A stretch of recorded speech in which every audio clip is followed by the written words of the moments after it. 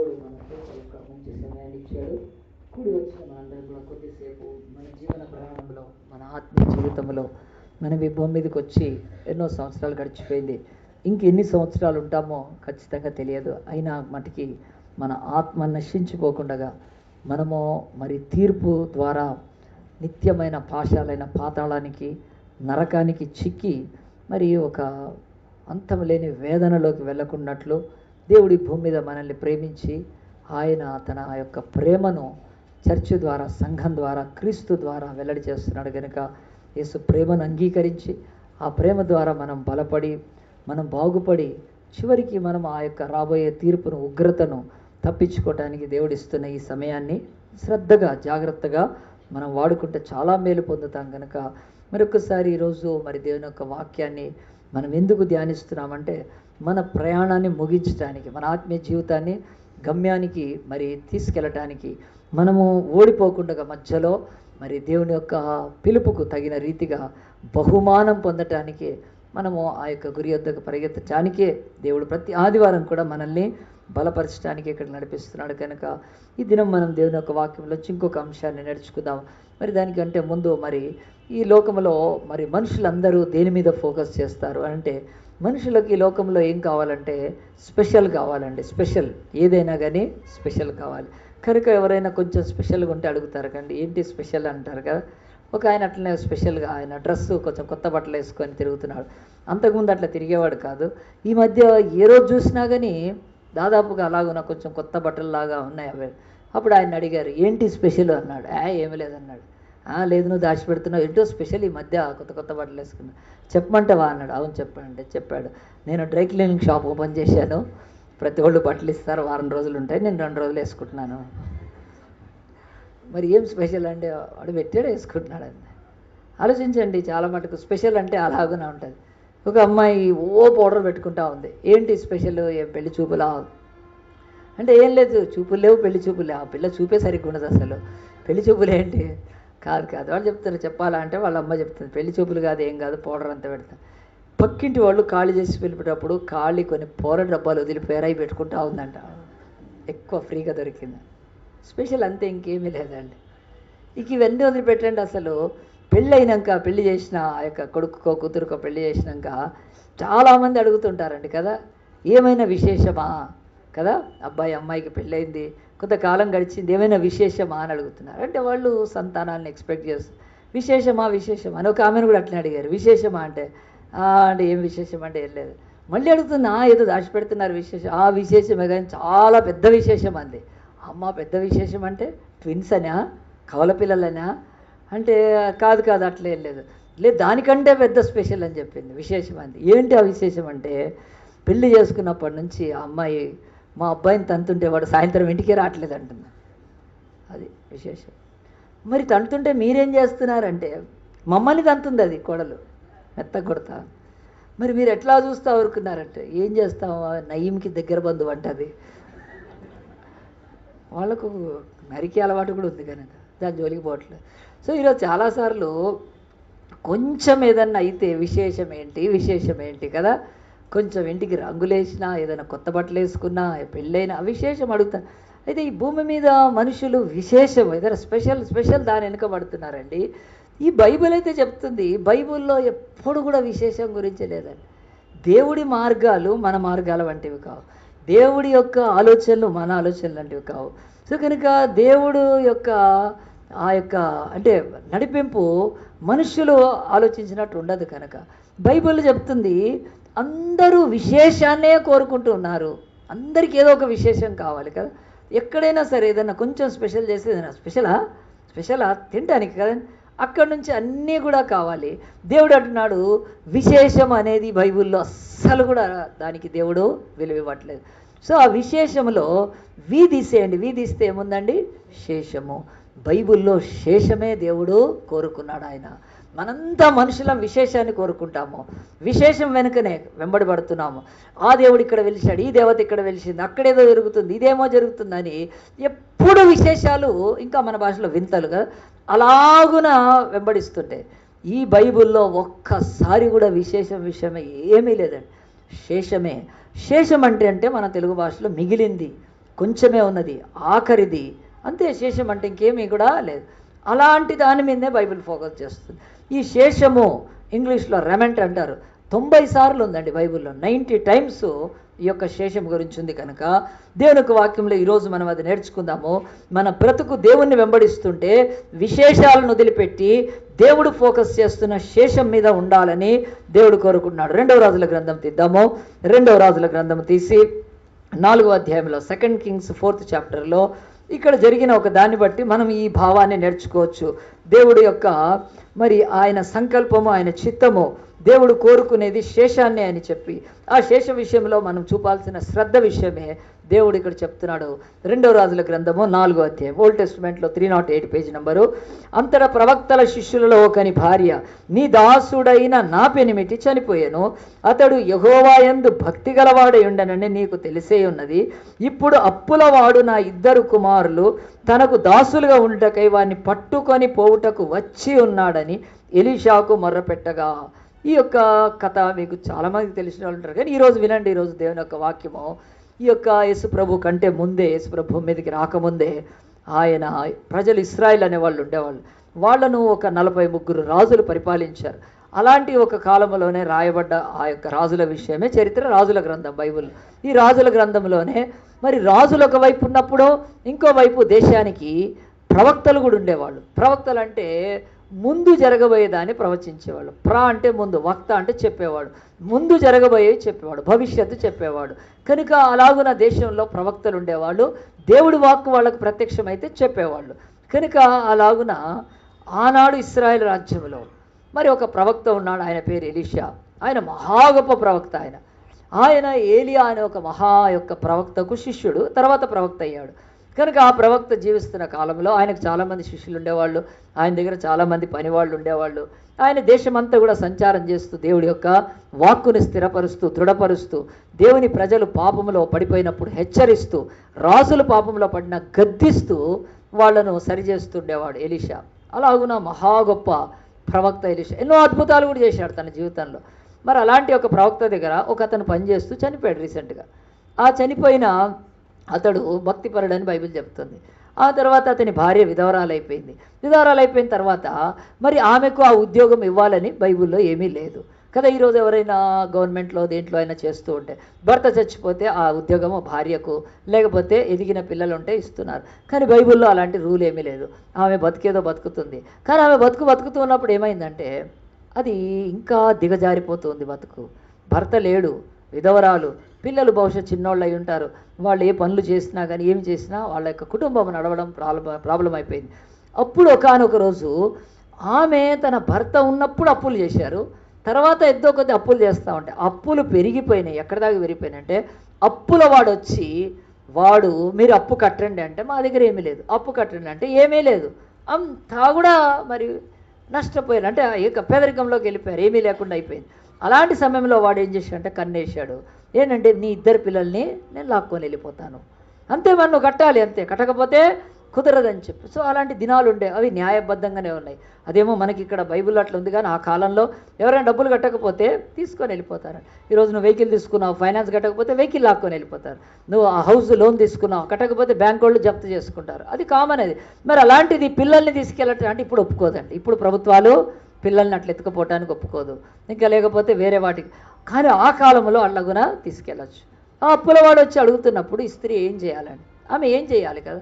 ఎంత దుఃఖంతో, బాధతో, అయ్యో నా యొక్క భర్త చనిపోయాడు, నాకు ఈ కష్టం, బాధ వచ్చిందని మరి ఆమె తన జీవితంలో బైబిల్ చెబుతుంది ఎలీషా యొద్దకు వెళ్ళింది. చెప్పలు కొడదామా ఒకసారి. ఎప్పుడైనా నీ బ్రతుకులో కష్టం వస్తే, బాధ వస్తే, దుఃఖం వస్తే, ఒక తీరని వేదన వచ్చినప్పుడు నువ్వు ఎవరి వైపు వెళ్తున్నావు? కనుక ఈమె బంధువుల దగ్గరికి వెళ్ళలేదండి, ఈమె స్నేహితుల దగ్గరికి వెళ్ళలేదు, లేకపోతే ఆ యొక్క ప్రవక్త దగ్గర పనిచేశారు కనుక కొలీగ్స్ అవుతారు. వీళ్ళ కొద్ది కాలం క్రితం పనిచేశారు. ఆయన చచ్చిపోయాడు కనుక తన భర్తకు ఫ్రెండే అవుతాడు కనుక వాళ్ళ దగ్గరికి వెళ్ళలేదండి. బైబిల్ చెప్తుంది చాలామంది విశ్వాసం అంటే, ప్రార్థన అంటే దేవుడి దగ్గరికి ఫస్ట్ వెళ్ళగలడం అండి. కనుక ఆనాడున్న ప్రవక్త ఎలీషా దగ్గరికి వెళ్ళింది. ఎలీషా దగ్గరికి వెళ్ళిందంటే మనం కూడా ఫస్ట్ మన ప్రాబ్లమ్స్ దేవుడి దగ్గర తీసుకెళ్ళాలండి. అవి ఎంత గొప్పగా సాల్వ్ అవుతాయి. మనం మనుషులందరి దగ్గరికి వెళ్ళి, లోకస్తుల దగ్గరికి వెళ్ళి, ధనవంతుల దగ్గరికి వెళ్ళి, బలవంతుల దగ్గరికి వెళ్ళి వాళ్ళు కాదు కూదు అన్న తర్వాత అప్పుడు దేవుడి దగ్గరికి రావడము అది విశ్వాసం కాదు. అది విశ్వాసం కానే కాదు. అది దేవుడి విశ్వాసం అనట్లేదు అది కదా, అది ప్రయత్నం అంటున్నాడు. అంతర్ చేసావు, ఇక్కడ చేసావు. ఫెయిత్ అంటే ఫస్ట్ గాడ్ దగ్గరికి వెళ్ళడమే. దేవా ఇది నాకు చేయాలని. ఆమె వచ్చిన తర్వాత బైబిల్ చెప్తుంది, ఏం చెప్తుంది, ఆయనకు అయ్యా మరి అప్పుల పాలైపోయింది కనుక ఆమెకి ఇంకో వేరే ఆప్షన్ అండి. దేవుడి దగ్గరికి వెళ్ళకుండా ఏం చేయొచ్చు అండి కదా, దేవుడి దగ్గరికి వేరే కూడా చేయొచ్చు కదా. మరి ఒకవేళ వాడు యజమాని ఆశిస్తే ఆ అప్పుల వాడు ఆమె పిల్లల్ని ఇచ్చేసి వేరేని పెళ్లి చేసుకోవచ్చు. అలాగున అప్పులు, ఇంకా లేకుంటే అడ్డదారి దొక్కి ఏదో తప్పులు చేసి డబ్బులు సంపాదించవచ్చు. అలాంటి స్త్రీ కూడా కాదండి బైబిల్ చెప్తుంది. సో ఈ లోకంలో పాపం ద్వారా సంపాదించి, పాపం ద్వారా ఏదో కూడగట్టుకొని, పాపం చేస్తూ మనం తప్పించుకోవటానికి చేసే ప్రయత్నము అది భయంకరమైంది. ఈమె స్త్రీలో లేదు చూడండి, ఆమె ఎలాంటి తప్పు చేయట్లేదు. ఎవడైనా మరి భర్త వేడు కనుక ఏ మగవాడైనా ఏ ఒక పురుషుడైనా ఆశిస్తే వాడి దగ్గరికి వెళ్ళి ఉంటూ అలాగున కాలం పబ్బం గడిపేసుకుందామని లోకంలో ఉంది, అది నడుస్తుంది. ఎంతోమంది వాళ్ళ జీవితాలు వింటే బాధ అనిపిస్తుంది. భర్త పోయాడు కానీ అయినా వాడికి ఇంకా ఎవరో ఇంటికి ఎందుకు వస్తున్నారు చెప్పడానికి అసహ్యంగా ఉంటుంది. అది వినటానికి అసహ్యంగా ఉంటుంది. ఎంతమంది అలాంటి బతికేస్తున్నారు. అంటే నువ్వు బతకలేవా, దేవుడు లేడా, దేవుడి దగ్గరికి వెళ్ళలేవా, నువ్వు విధవరాలను వదిలిపెట్టే దేవుడా? ఈ బైబిల్లో 100 వాగ్దానాలు. దిక్కులేని వారిని విధవరాండ్రని ఆయన ఆదరించే దేవుడు, ఆయన వారి పక్షం వ్యాజ్యమాడే దేవుడు. కానీ దేవుడికి కూడా ఛాన్స్ ఇవ్వాలి కదా. అలాగున కాకుండా ఎవడో కొంచెం ధనవంతుడు ఉంటే, ఆడికి ఇప్పటికే 2-3 ఉంటే మళ్ళీ ఈమె పోయి వాడి దగ్గర చేరడము ఎంత దౌర్భాగ్యం అండి. ఈ స్త్రీ అలాంటిది కాదండి. తన భర్త చచ్చిపోయాడు, మరి అప్పుల పాలైపోయింది, పిల్లల్ని ఎత్తుకొని పోతున్నారు. ఇప్పుడు భర్తను పోగొట్టుకుంది, పిల్లల్ని కూడా పోగొట్టుకోకుండా దేవుడి యొక్క సన్నిధికి వచ్చిందని. వచ్చిన తర్వాత ఎలీషా ఏం చేశాడు చూడండి. ఆమెను ఎలీషా అడుగుతున్నాడు. ఏం అడుగుతున్నాడు చూడండి. చెప్పిన తర్వాత ఎలీషా అన్నాడు, నా వల్ల నీకేం కావాలి అని అడుగుతున్నాడు. ఆయన నా వల్ల నీకేం కావాలి, ఆయన డైరెక్ట్ అడుగుతున్నాడు. నా వల్ల నువ్వేం ఆశిస్తున్నావు కదా, ఏం ఆశిస్తున్నావు, నువ్వు డబ్బు ఆశిస్తున్నావా లేకపోతే ఈ సహాయం? దేవుడి దగ్గరికి వెళ్ళిన తర్వాత కూడా దేవుడు కూడా మన విషయంలో స్పష్టంగా తేటగుంటాడండి. నీవు ఆ దేవుడి దగ్గర ఏమీ కోరుతున్నావు అది స్పష్టంగా కావాలి.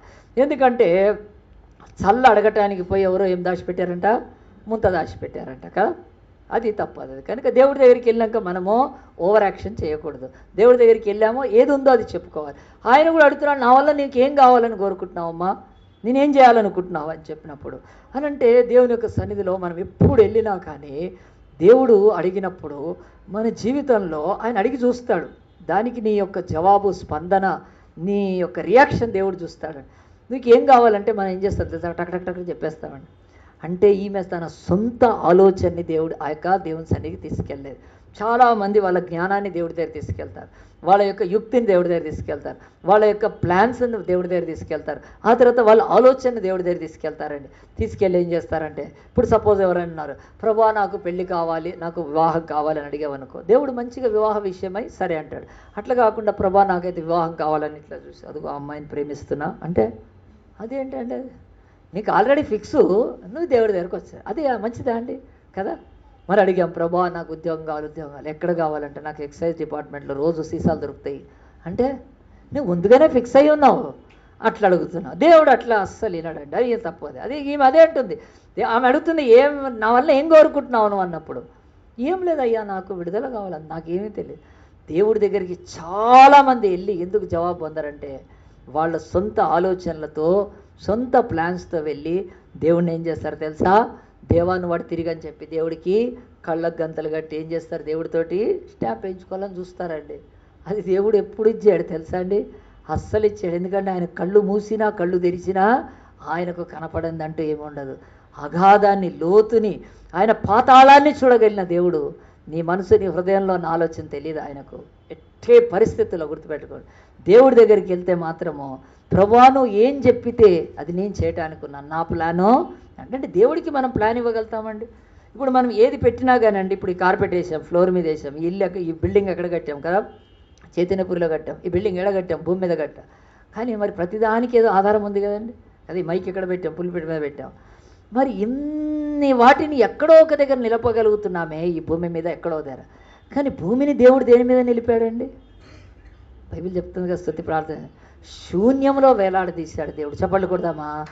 ఆయనకు నీలాగా ఏదన్నా పెట్టాలంటే ఒక భూమి అవసరం లేదు. ఈ భూమినే శూన్యంలో వేలాడదీశాడు. ఖగోళ శాస్త్రజ్ఞులు విస్మయం చెందుతారు. ఏంటి అసలు విశ్వం అంటే, గ్రహాలు అట్లా గాల్లో ఉన్నాయండి, విశ్వం శూన్యంలో ఉంది. భూమిని తీసుకెళ్ళి ఇంకా దేని మీద పెట్టాడా దేవుడు? కాదు. సైన్స్ తెలిసిన వాళ్ళందరికీ తెలుసు, భూమి శూన్యంలో ఉంది, తనకు తాను చుట్టూ తిరుగుతూ సూర్యుడు చుట్టూ తిరుగుతూ ఉంది. మరి నీకు ఏదో ఒకటి కావాలి పెట్టాలంటే, ఏదో ఒకటి చేయాలంటే, కానీ దేవుడికి ఏమవసరము? అలాంటి దేవుడి దగ్గరికి వెళ్ళి నీ యొక్క బుద్ధి జ్ఞానము నీ ఆలోచనలు దేవుడి దగ్గరికి వెళ్ళి ప్రభువా ఇట్లా చెయ్యని చెప్తే అది దేవుడికి ఇష్టం ఉండదండి. గుర్తుపెట్టుకోండి, ఎప్పుడు కూడా ఈమె అన్ని గురించి తెలిసాడు. నువ్వేం కావాలని కోరుకుంటున్నావు చెప్పాలి. ఇప్పుడు నాకేమీ లేదయ్యా, నా దగ్గర ఐఎమ్ కంప్లీట్లీ ఫెడప్, వెక్స్ అయిపోయాను, ఏమీ లేదు నా దగ్గర అన్నప్పుడు, అప్పుడు దేవుడు మనకు జవాబు ఇవ్వగలుగుతాడు. అప్పుడు దేవుడు అడగగలుగుతాడు. కనుక ఆమెను అడిగాడు ఏమి కావాలన్నప్పుడు, ఆమె అప్పు తీరాలయ్యా నాకేం లేదన్నప్పుడు, నీ దగ్గర ఏముంది అని అడిగాడండి. నీ దగ్గర ఏముంది అని అడిగాడు. చూడండి దేవుని ఒక వాక్యంలో 4వ అధ్యాయంలో ఎలీషా అన్నాడు, నా వల్ల నీకేం కావాలేనో, నీ ఇంటిలో ఏమున్నదో అది నాకు తెలియజెప్పమంటున్నాడు కదా. అతను ప్రవక్త ఆలోచించాడు కనుక తను ఏమీ లేదు సరే అన్నాడు. నీ ఇంటిలో ఏముంది అని అడిగాడండి. నీ ఇంటిలో ఏముంది అని అంటే ఆమె జవాబు చెప్పాలి. ఇప్పుడు తన ఇంటిలో ఏముందో కదా. దేవుడు ఎప్పుడు అడిగినా కానీ పక్కింట్లో ఏముందని అడగడండి. మనం అది చూస్తాం, పక్కింట్లో తీసుకుపోదాం. దేవుడు పక్కింటిలో ఏముందో అడగడు నిన్ను. నీ ఇంటిలోనే, నీ మనసులోనే, నీ హృదయంలోనే, నీ బతుకులో ఏముందో కావాలి దేవుడికి. చాలామందికి ఈ యొక్క జ్ఞానం బైబిల్లో లేదు కనుక ఎవరి దగ్గర ఏమో ఉన్నాయి చూస్తున్నామండి. వాళ్ళింట్లో 40 inches టీవీ ఉంది, వీళ్ళింట్లో డబుల్ రోడ్ ఫ్రిడ్జ్, ఇవి ఎందుకు కనిపిస్తాయి నీకు ఎప్పుడు? నీ ఇంటిలో ఏముంది అది. కనుక ఆమె అడగంగానే అప్పుడు ఏం చెప్పాలంటే యథార్థత కావాలి. ఇక్కడ యథార్థత కావాలి. ఆమె వెంటనే చెప్తుంది, నా ఇంటిలో ఒక్క నూనె కుండ తప్ప ఏమీ లేదని చెప్తుందని అని చెప్పి ఆ యొక్క ఎలీషాతో మాట్లాడినప్పుడు ఎలీషా ఆ యొక్క యథార్థతను చూసి చాలా సంతోషపడి ఉంటాడు. చాలాసార్లు ఈరోజు మనం దేవుడి దగ్గరికి వచ్చి అబద్ధాలు చెప్తూ, దేవుడి దగ్గరికి వచ్చి బొంకు మాటలు చెబుతూ, డాంబికాలు చెబుతూ ఉండడం అది దేవుడికి ఇష్టం లేదండి. చాలాసార్లు చూడండి, ఎలీషా నా ఇంటికి రాడు, ఎలీషా చెకప్ చేయడు, తన శిష్యుల్ని పంపించాడు అని అనుకొని మా ఇంట్లో అది ఉంది ఇది ఉంది అని చెప్పట్లేదండి. ఈరోజు చాలామందికి క్రిస్టియన్స్ ఫాల్స్ ప్రెస్టేజ్, మా దగ్గర అది ఉంది, మా ఇల్లు ఇది ఉంది, ఇక్కడ హైదరాబాద్లో ఉంటారు, మా ఊరిలో మాకు 10 ఎకరాలు ఉంది అంటారు కదా. అవి ఎందుకు అబద్ధాలు ఎందుకు? అసలు నీ దగ్గర ఏముందో అదే చెప్పు కదా. ఏముందో అది లేకుండా మా దగ్గర అది ఉంది ఇది ఉందని అబద్ధాలతో దేవుడి దగ్గరికి వెళితే మాత్రము దేవుడు జవాబు ఇవ్వాలండి, సహాయం చేయండి. యథార్థత కావాలి. ఆమె బ్రతుకులో ఇంటిలో ఒక్క నూనె కుండ తప్ప ఏమీ లేదు. చెప్పలు కొడదామండి, యథార్థత కావాలి. దేవుడు యొక్క వాక్యం కదా, 2వ దినవృత్తాంతాలు కదా 7:16లో ఏమనుంది? తన ఎడల యథార్థ హృదయం కల వారిని బలపరచుటకై యెహోవా కనుదృష్టి లోకమంతటా సంచరిస్తుంది. దేవుడికి జ్ఞానవంతులు కాదు ఈ లోకంలో కావాల్సింది, దేవుడికి బలవంతులు కాదు, దేవుడికి ఉన్నత కులస్తులు కాదు, దేవుడికి లోకములో తెలివిగల వాళ్ళు కాదు కాదు కాదు. దేవుడికి వాళ్ళంతా ఎవరికి కావాలి తెలుసా అండి? లోక ప్రభుత్వాలకు కావాలి. లోక ప్రభుత్వాలకు కానీ ఏం కావాలి? జ్ఞానవంతులు కావాలి, ఐఏఎస్ కదా, బలవంతులు కావాలి యుద్ధం చేయటానికి కదా, తెలివిగల వాళ్ళు వ్యాపారంలో చేయటానికి. ఇవన్నీ ప్రభుత్వాలు చూస్తాయండి, లోక ప్రభుత్వాలు. పరలోక ప్రభుత్వం మాత్రం ఎన్నడూ నీ కులం ధనం జ్ఞానం ఏది చూడదు. ఆయన ఎల్లప్పుడూ ఆశించేది యథార్థత. యథార్థంగా చెప్తున్నామా దేవుడి దగ్గరకు వచ్చి కూడా దొంగ మాటలు చెప్తున్నామా మనం? దేవుడు ఆలకిస్తాడు. కనుక ఇక్కడ ఎలీషా చూశాడు ఎంత యథార్థంగా చెప్తుంది. ఒక్క కుండ తప్ప ఏమీ మిగలలేదండి. దాన్ని బట్టి ఏం తెలుస్తుందంటే ఆమె పేదరికములో అప్పుల పాల ఏ స్టేజ్కి దిగిపోయిందో బైబిల్ చెప్తుందండి. కనుక బైబిల్ చెప్తుంది ఇలాంటి స్థితిలోకి వచ్చినాక ఇప్పుడైనా దేవుని తట్టు తిరుగుతున్నామా మనము? మనకి ఈ స్థితి ఈ కుండ వరకు వచ్చినప్పుడు, ఒక్క కుండ వరకు వచ్చినప్పుడు కదా, ఆ తర్వాత ఆ యొక్క పిల్లల్ని ఎత్తుకొని పోతాను, అప్పుడైనా దేవుని తట్టు తిరుగుతున్నామా? దేవుడు ఆశిస్తాడండి, ఏదో ఒక రోజు ఆయన దగ్గరికి రావాలని ఆశిస్తాడు. ఆయన మనల్ని అమ్మేసేవాడు కాదు, బాధ పెట్టేవాడు కాదు, నశింపజేసేవాడు కాదు, ఆయన మనల్ని నాశనం చేసేవాడు. ఏదైనా ఒక రోజు వస్తున్నా ఇంకెంతకాలం అనుభవించాలి కదా. ఆమె ఈ యొక్క ఒక్క కుండ ఎవరికి? ఆమె ఇంట్లో సామాన్ లేదండి, ఉండే ఉంటుంది, చాలా సామాన్ ఉండి ఉంటుంది. అవి ఏం చేసింది? మొదట్లో ప్రయత్నం చేసింది, అది అమ్ముకొని ఇది అమ్ముకొని అది అమ్ముకొని చాలా కాలం ప్రయత్నం చేసిందండి. అప్పుడు నడుస్తూ ఉంది, ఏదో తింటుంది, విధవరాలు, పిల్లలు, పెద్ద పని లేదు, ఆ ఉన్న వస్తువులు అవి ఇవి ఇవి అన్నీ అమ్ముకొని అలాగూ ఏం చేశారంటే ఆమె నడిపిస్తుందండి. ఈరోజు కూడా మన టీవీలో చూస్తున్నాను, ఒక ఆయన వాళ్ళ పిల్లోడిని అడుగుతున్నాడు, అరే పైసలు లేరా అంటే వాడు దాచిపెట్టుకున్న 10 రూపాయలన్నీ ఇప్పుడు, ఎందుకంటే ఏటీఎంలో నిలబడితే ఏమీ లేదు కదా, తీస్తున్నారా లేదా పాతవన్నీ ఇంట్లోంచి చిన్న చిన్న డబ్బులు దాచిపెట్టుకుని అవి తీసుకొని ఎంతోమంది వాడుకుంటున్నారండి. బ్యాంకులో ఎక్కడున్నాయి డబ్బులు? తప్పులేదు. అలాగున మనము పిల్లలకి ఇచ్చినవి, సేవింగ్స్కి ఇచ్చినవి, కిడ్డీ బ్యాంకులో వేసేవి కూడా పిల్లలు ఈరోజు తీసుకొని దాన్ని ఏం చేస్తున్నారు, ఈ నోట్ల పాటలు ఉన్నందుకు వాడుకుంటున్నారు. తప్పులేదు. ఈమె కూడా అదే పని చేసింది. తన దగ్గర ఉన్నాయి ఒక్కొక్కటి అన్నీ అయిపోయినాయి. ఇంకొక్క నూనె కుండ తప్ప ఏమీ లేదు. బైబిల్ చెప్తుంది ఎలీషా అయినా దేవుడైనా ఆయన ఎప్పుడు సహాయం చేస్తాడంటే లేనిది ఉన్నట్టు చెప్పొద్దు నీ బతుకులో. What you are just tell him, what you are where you are just tell him. ఇంకంతకు మించి దేవుడికి ఏం అక్కర్లేదండి. కనుక ఆమె నిస్సహాయ స్థితిలో ఉంది. మరి అదే చెప్పుకోవాలి. వచ్చినాక మరి ఆ యొక్క ఎలీషా ఏమనాలండి కదా, మామూలు పాస్టర్ అయితే ఏం చేస్తున్నావు అమ్మ, తెలివిలేదు నీకు, దిక్కుమాలని కుండ వచ్చే వరకు నా కదా నా దగ్గరకు వచ్చావు అని చెప్పి కదా. ఆయన ఇప్పుడు పాస్టర్ అయితే తిట్టేవాడండి కదా. పాస్టర్ అయితే తిట్టేవాడు కదా, ఇప్పుడు పాస్టర్ అయితే అసలు లేనని చెప్పమని చెప్పేసేవాడు. ఎందుకంటే ఈమెతో నాకేమొస్తుంది. అదే ఎవరైనా ఫుల్ కదా సాఫ్ట్వేర్ హార్డ్వేర్లో ఉన్నోళ్ళు అయితే రండి రండి సిస్టర్ రండి కూర్చోండి అని చెప్పి కూర్చోండి. ఇలాగున పాపము బ్రతుకులో దివాలా తీసి బ్రతుకులో పేద ఈరోజు పట్టించుకుంటారండి పాస్టర్లు? లేదండి. ఎలీషా చాలా మంచి పాస్టర్. ఆయన ఇశ్రాయేల్ దేశానికే పాస్టర్. ఆయన ఆ రోజు మంచివాడండి. ఆయన ఏం విసుక్కోలేదు. కుండ ఇది అయిపోయింది, కుండకు ఆ స్థితికి వచ్చేసింది, పాపం ఏమీ లేకుండా అయిపోయింది. వాళ్ళు ఎత్తుకొని పోతున్నారు కదా. మరి నేనేం చేసేదమ్మా, ఎత్తుకొని పోతే పోనీ రాదు, కొన్ని పేరెంట్ మంది తీసుకురామని నేను ఒక్క కొడుకుతో మాట్లాడతా, ఇద్దరు కాదు ఒక్క కొడుకుని ఇద్దాం, ఒక్క కొడుకుని ఉంచుకుందాం, మళ్ళీ ఇది చేద్దాం కదా అని ఇలాగున చెప్పలేదండి. ఆయన ఒకటే చెప్తున్నాడు, ఆమె స్థితి, ఆమె యొక్క బాధ. ఎలీషా బాధపడుతున్నాడండి. నా దగ్గర పనిచేసినోడే కదా, అతని భార్య ఈ స్టేజ్కి వచ్చింది, ఈ స్థితి నుంచి ఇంకా దిగజారిపోతే, ఆ పిల్లల్ని వాడు ఎత్తుకొని పోతే ఒంటరిది అయిపోతుంది. ఏ పురుషుడైనా ఆశించవచ్చు. ఆ యొక్క భర్తను కోల్పోయి పిల్లలను కూడా వదులుకుని ఆమె ఎంత దుఃఖంతో నిండిపోతుంది. అది నిజ దైవ సేవకుల్లో కానీ దేవుళ్ళో ఉంటుందండి. ఆత్మ, ప్రేమ, కనికరం ఉంటుంది. కనుక ఇక ఆలస్యం చేయలేదండి. ఆమెను తిట్టలేదు, ఆమెను మాత్రమో గద్దించలేదు. కానీ నీ ఇంటిలో ఏముంది అని అడిగితే ఒక్క నూనె కుండ అదొక్కటే ఉంది అని చెప్పిందండి. మనం కూడా యథార్థంగా దేవుడి దగ్గరికి వెళ్ళినప్పుడే దేవుడు ఏదైనా చేస్తాడు. కనుక ఆయన తిట్టాడు, దూషించాడు, ఏం చేయడండి. ఎంత రోగినైనా వస్తే ఆయన స్వస్థపరిచాడు తప్ప ఎంత పేదవాళ్ళని వచ్చినా ఆదరించాడు. కనుక అలాగున అన్నప్పుడు దేవుని యొక్క వాక్యం ఏం చెప్తుంది చూడండి. ఆయన తర్వాత ఏమన్నాడంటే, అందుకు ఆమె నీ దాసురాలు, నా ఇంట్లో నూనె కుండ ఒకటి ఉన్నది, అది తప్ప మరి ఏదీ లేదు. ఓన్లీ వన్ సింగిల్ వెజల్, అంతే అది నూనెది, ఇంకా తప్ప ఏమీ లేదు. మన బ్రతుకుల్లో కూడా దేవుడు అంటున్నాడు, ఆ సింగిల్ వెజల్ నథింగ్ బట్ మనమేనండి.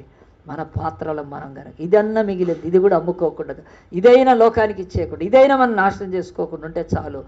ఆ యొక్క తప్ప మిగిలిందంటే బైబిల్ ఈరోజు నేను చెప్పాను కదా, విశేషము కాదు శేషము. ఈమె బ్రతుకులో శేషం మిగిలింది ఏంటంటే ఒక్క నూనెకుండా చాలు. శేషాన్ని తీసుకొని దేవుడు విశేషాలు, వింతలు, అద్భుతాలు చేయగలుగుతాడు. శేషం అండి అంతే, ఒక్కకుండా ఉంది నూనెకుండా అంతే. మనం ఆ స్థితికి వచ్చేస్తే మనము బెంబేలెత్తిపోతాం, భయపడిపోతాం, నిరాశపడతాం, నిస్పృహలో దుఃఖంలో పోతాం. చాలామంది రైతులు ఈరోజు వాళ్ళ దగ్గర చిల్లి గవ్వలేదు విత్తనాలు కొనడానికి, ఏం చేశారండి, ఆత్మహత్యలు చేసుకుంటూ పోతున్నారు కదా.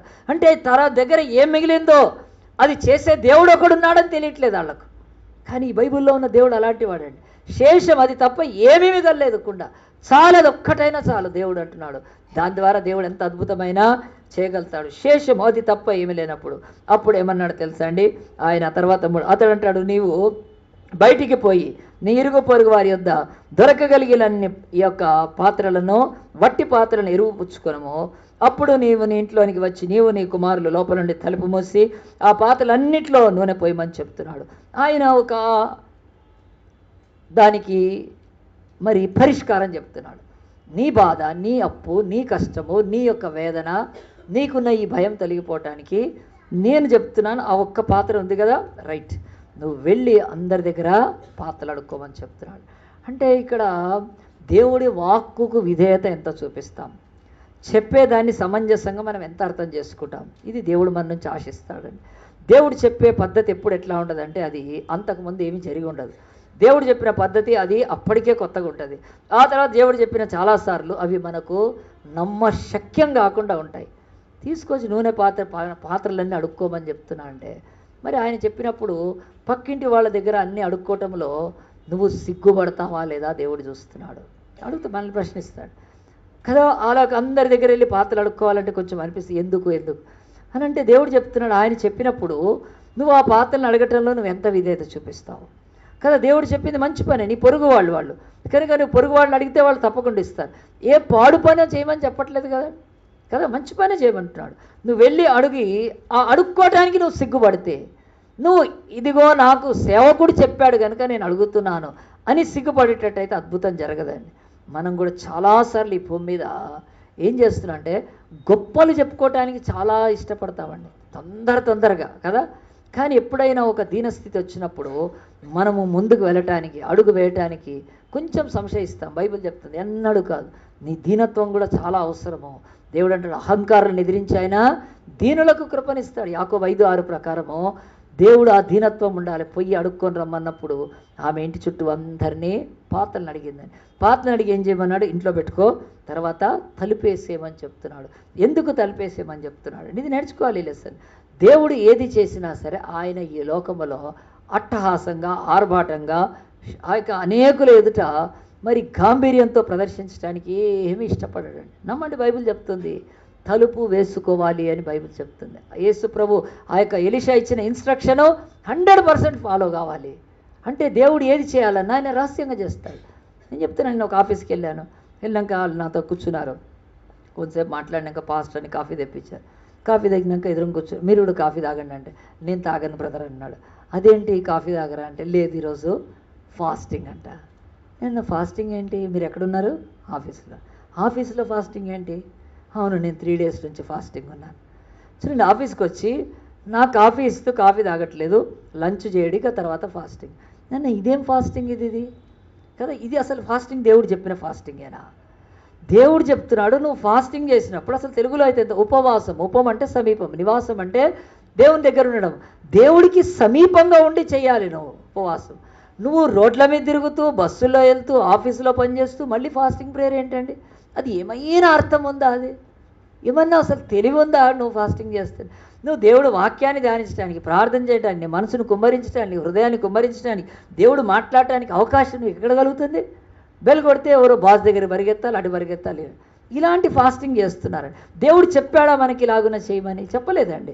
కానీ ఈరోజు దొంగ సేవకులు ఎవరైతే ఉన్నారో, అమెరికా, యూరప్ నుంచి వచ్చిన క్రిస్టియానిటీలో మీరు ఏది చేసినా ప్రార్థన చేసుకోవచ్చు. బట్టలు ఉతుకుతూ కూడా కుచ్చుమని బట్టలు ఉతుకుతూ కూడా ఫాస్టింగ్ చేయొచ్చు. తర్వాత రోడ్ల మీద తిరుగుతూ అన్నీ చేయొచ్చు అని చెప్తున్నారండి. అది బైబిల్ చెప్తుందా? తీయండి, మత్తయి సువార్తలో దేవుడు ఏం చెప్తున్నా అంటే, ప్రార్థన చేయమన్నప్పుడు ఆయన ఎన్నడూ చెప్పలేదండి, ఆయన ఇట్లా ప్రార్థన చేయమని చెప్పలేదు. మార్కు సువార్త మత్తయి సువార్త 6వ అధ్యాయం తీయండి. దేవుని యొక్క వాక్యములో 6వ అధ్యాయంలో దేవుడు స్పష్టంగా చెప్తున్నాడు. ఆయన దేవుడు ఎంత స్పష్టంగా చెప్తున్నా అంటే, మీరు ప్రార్థన చేయనప్పుడు కదా, 6వ వచనము, నీవు గదిలోనికి వెళ్ళి తలుపు వేసి రహస్యమందున నీ తండ్రికి ప్రార్థన చేయుము, అప్పుడు రహస్యమందు చూచు నీ తండ్రి నీకు ప్రతిఫలం ఇచ్చును. వేషధారుల వలె ప్రార్థన చేయొద్దు అని చెప్పడానికి దేవుడు చెప్తున్నాడు. నీవు ఆఫీసులో ఉంటే ఎవరైనా అడిగారు ఏంటి అంటే, నేను ఈరోజు ఫాస్టింగ్ అని చెప్పుకోడు. ఎందుకు? వాళ్ళకి అవసరమా? నీవు ప్రార్థన చేయనప్పుడు నీ గదిలోనికి వెళ్ళి తలుపు వేసి రహస్యమందున్న నీ తండ్రికి ప్రార్థన చేయి, రహస్యమైన తండ్రి నిన్ను దీవిస్తాడు. ఇలాగున రోడ్ల మీద, ఆఫీసులో నువ్వు చేయి, ఒక కాలము జాబ్ చేయి, ఒక కాలము ప్రార్థనకు పెట్టుకో. దేవుడి ఎదుట నీ హృదయాన్ని కుమ్మరించి, నీ ఆత్మను కుమ్మరించి, ఆయన పరిశుద్ధాత్మ దేవుడు నీతో మాట్లాడటానికి అవకాశం ఇస్తున్నావు. ఇలాంటి ప్రార్థనలు చేయకూడదండి. బైబిల్ చెప్తుందండి, బైబిల్ చెప్తుంది. కూలిపోయిన, కాల్చబడిన యెరూషలేము ప్రాకారాలు కట్టిన ఆయన పేరు ఏంటండి? నెహెమ్యా ఉంటుంది, ఆ కీర్తనలకు ముందు ఉంటుంది. ఆయన ఏం చేశాడు? ఆయన యెరూషలేము యొక్క గోడలు కూల్చి కాల్చబడినవని తెలిసినప్పుడు ఆయన ఇంటిలో కూర్చొని ఏడ్చి ఆకాశం వైపున దేవుని 3 దినాలు ప్రార్థన చేశాడు. 3 days ఆగకుండా ప్రార్థన చేశాడు. జాబ్కి వెళ్ళాడు ఆయన, ఆఫీసులోకి వెళ్ళాడా? ఆ పని చేసుకుంటూ ఈ పని చేసుకుంటూ ఆయన ప్రార్థన చేశాడా? లేదు. అతడు ఏ జాబులో ఉన్నాడు? రాజుకు పాత్రను అందిస్తాడండి. రాజభవనంలోకి ఎవరిని పోనీయరు, ఆ యొక్క రాజు కూర్చునే చోటికి ఎవరిని పోనీయరు. అసలు రాజుకు పాత్ర అందించే మంచి ఉద్యోగం అండి అది. గవర్నర్ బంగ్లాలో ఉద్యోగం అనుకోండి, లేకపోతే ప్రెసిడెంట్ హౌస్లో అనుకోండి. ఈరోజు అంత పెద్ద ఉద్యోగం కలిగిన వాడు సడన్గా మారి పారేశాడండి, లీవ్ పెట్టేసేసాడు. వాళ్ళు అడిగారు ఎందుకు రాలేదంటే తెలియదు. 3 రోజుల తర్వాత ఆయన వెళ్ళి ఆ యొక్క రాజు సముఖంలో నిలబడి విచారంగా ఉన్నప్పుడు రాజు అడిగాడు నీకు ఏమైందనంట. ఆయన వెళ్ళి యెరూషలేము ప్రాకారాలు కట్టినప్పుడు ఆయన డ్యూటీలో ఉండి ప్రార్థన చేశాడా? దొంగ పాస్టర్లు చెప్తున్నారండి, మీ ప్రార్థనా జీవితాన్ని ఎన్నడూ కట్టుకోనివ్వరు వాళ్ళు. When you pray, go and shut your doors. Pray to the God who is in secret. మనం దేవుడికి ప్రార్థన చేసేటప్పుడు ఇక్కడ కూడా ఆ సందర్భం ఎందుకు వచ్చిందంటే నేను చెప్తున్నాను, ఎలీషా ఆయన చెప్పాడు మహాప్రవక్త, అమ్మా నువ్వు నీ పాత్ర ఉంది కదా, మిగతా పాత్రలన్నీ తెచ్చుకొని ఇంట్లో పెట్టి తలుపేసి, అంతేగాని Tom Tom Tom Tom Tom Tom చేయొద్దు కదా. అక్కడ పోయి ఇక్కడ పోయి ఇప్పుడు మా ఇంట్లో ఏం జరుగుతుందో తెలుసా, ఏం జరుగుతుందో తెలుసా, ఏదో సూపర్ సూపర్ జరుగుతుంది, రండి రండి రండి రండి అని. ఇవన్నీ కుదరదు అసలు దేవుడిలో. చాలామంది అలాగున్న వేషధారమే ఏదో బయటికి చెప్తున్నారు, ఇది చాలా తప్పు అండి, చాలా తప్పు. బైబిల్ చెప్తుంది ఆ యొక్క రహస్యంగా చేయాలి. ఆమె కూడా వెళ్ళి వీధి మధ్యలో పెట్టమని చెప్పాడండి ఎలీషా. అక్కడ స్ట్రీట్లో మధ్యలో పెట్టండి. పెట్టిన తర్వాత పాత్రలన్నీ తెచ్చిపెట్టినాక అందరినీ పిలిచినాక ఎలీషా అక్కడి నుంచి వచ్చిన తర్వాత అంటే స్టార్ట్ అంటే వీధిలో చేసే అద్భుతమా అండి అది. మన బతుకుల్లో చెయ్యడండి అట్లా. ఈ వేషధారణ, నటన, ఈ మనుషుల ఎదుట కనిపించుకునే దీనిలో ఎక్కడ కూడా బ్లెస్సింగ్ అనే మిరకిల్ జరగదండి. ఇంటిలోకి వెళ్ళి ఆమె తలుపు వేసుకున్న తర్వాత ఆమెకు చెప్పాడు, అప్పుడు నీ జీవితంలో ఏమొస్తుందంటే ఆ యొక్క శేషములో నుంచి విశేషం వస్తుంది. తన పాత్రలో కొంచెం నూనె మిగిలిందండి, అంతే, ఏమీ లేదు. అలాగున కూర్చున్నారు. తర్వాత శబ్దం వచ్చి ఉంటుంది, కొంచెం ఏదో తెలిసి ఆ యొక్క నూనె మరి నిండిపోయిందని. చెప్పలు కొడదామా. తలుపు వేసింది, ఇంటికి వెళ్ళింది, పాత్రను అడిగింది. దేవుడికి విధేయత చూపినాకనే ఆ యొక్క మనకు అద్భుతం జరుగుతుంది. సగము ఆ యొక్క obedience, half obedience is disobedience అన్నారు ఇంగ్లీష్లో. సగము లోబడుట అది లోబడకుండాటే, అది వినకుండాటే. కనుక ఆమె పూర్తిగా వెళ్ళి ఆ పాత్రలు తెచ్చుకొని తన యొక్క కుండను తీసి నూనె నిండితే అది అలాగునా పోస్తుంది. బైబిల్ ఇక్కడ ఒక సీక్రెట్ చెప్తుంది. మన బతుకులు అంటుంది ఎండిపోయిన బతుకులైనా, ఆ యొక్క ఆఖరి ఏమి మిగిలిపోలేకపోయిన బతుకులైనా ఫస్ట్ దేవుడు మనల్ని నింపాలని ఆశపడతాడు. నిన్ను నింపిన తర్వాతనే నీ లైఫ్లో ఇంకెవ్వరికైనా దేవుడు సహాయం చేస్తాడు. మనం ఈరోజు చేస్తున్న పని ఏంటంటే, మనము పాత్రలము, దేవుడు ఏర్పాటు చేసుకున్న పాత్ర, మనము నింపబడకుండగా మనం ఇతరులకు ఏదైనా సహాయం చేయడం లేకపోతే ఇంకొక పాత్రలోకి పోయడం అనేది అసంభవం అని బైబిల్ చెప్తుంది. ఎందుకనంటే చాలామంది ఈరోజు సగము క్వార్టరు కొంచెము రాగానే వాళ్ళు ఏం చేస్తున్నారంటే అది ఇతరులకు ఇవ్వటానికి ప్రయత్నం చేస్తున్నారు. దేవుడు ఎప్పుడూ ఆ పని చేయలేదు. ఫస్ట్ పాత్ర నిండినాకనే దాన్ని తీసి ఇంకో దాంట్లో పోయాలి, లేకపోతే మాత్రము. మన బ్రతుకులు ఆలోచించండి, మనము నిండామా ఫస్ట్ ఎవరి పాత్రని నింపటానికి? మనకు ప్రార్థన వస్తే ఎవరికైనా ప్రార్థన, మనకు కొద్దో గొప్ప వాక్యం తెలిస్తే ఇతరులకు చెప్పచ్చు, మనం కొద్దో గొప్ప దీవెన పొందితే ఇతరులకు దీవెన. మనము ఓవర్ యాక్షన్ చేసి సగము పాత్ర నిండంగానే ఎత్తి ఒకవేళ ఈమె పోసి ఉంటే అద్భుతం ఆగిపోయేది. మెనీ లైఫ్స్లో అట్లా ఆగిపోయిందండి. దేవుడికి విధేయత చూపించట్లేదు. నీవు ఫస్ట్ నిండుకోవాలి పూర్తిగా. నీవు నిండుకున్న తర్వాత అప్పుడు వేరే పాత్రలో పోయాలి. ఈరోజు ఈ యొక్క మరి రూల్ కూడా చాలామంది పాడారు. ఇదే బైబిల్లో చూడండి, ఆ యొక్క 23వ కీర్తన చూడండి, సామ్స్ 23 ఆఖరి వచనం చదవండి. ఎంత గొప్ప భక్తుడు దావీదు చెప్తున్నాడు, ఇదే చెప్తున్నాడు ఆయన యొక్క జీవితంలో దేవుడు చేశాడు కనుక. దేవుడు యొక్క వాక్యం 23వ కీర్తన, నేను బ్రతుకు దినములన్నీ కృపాక్షేమములే నా వెంట వచ్చును, చిరకాలం యెహోవా మందిరంలో నేను నివాసం చేసేదను, నా గిన్నె నిండి పొర్లుచున్నది. పైన బైబిల్ ఒకటే చెప్తుంది, నా గిన్నె నిండి పొర్లుచున్నది. దావీదు ఎక్కడుండేవాడండి? దావీదు కదా, ఆయన ఒక గొర్రెలు కాసుకునేవాడు. గొర్రెలు కాసుకునే దావీదు మొదట తన పాత్ర నింపబడిందండి. తను నింపబడ్డాడు. ఎంత నింపబడ్డాడంటే దేవుని చేత ఆశీర్వదింపబడ్డాడు. తన పాత్ర నింపబడ్డ తర్వాతనే దేవుడు అనేకులను ఇశ్రాయేలును వాడుకోగలిగాడు, లేకపోతే ఆయనకు ఆశీర్వాదం. ఈ బైబిల్లో 150 కీర్తనలు ఉంటాయండి. 150 కీర్తనలో దాదాపు 150 ఆయన రాయలేదు, 100 కీర్తనలు అయితే దావీదు రాశాడు. స్తుతి తన బ్రతుకులో నిండిన తర్వాత దేవుని యథార్థంగా స్తుతిస్తూ నిండుకున్నాక ఆయన తన బ్రతుకులో దేవుని ఆరాధించే ఒక అత్యున్నతమైన స్టేజ్కి వెళ్ళినాక అప్పుడు ఆయనలోంచి కీర్తనలు పొరినాయి. చెప్పండి కొడదామా ఒకసారి. నీవే ఒక పాట పాడలేకపోతే, నువ్వే 2 పాటలు దేవుని స్తుతించలేకపోతే ఎవడికో ఏమి నేర్పిస్తావండి? ఇవన్నీ బైబిల్లో ఉన్న ఆ యొక్క మిస్టరీస్ కనుక నేర్చుకోండి.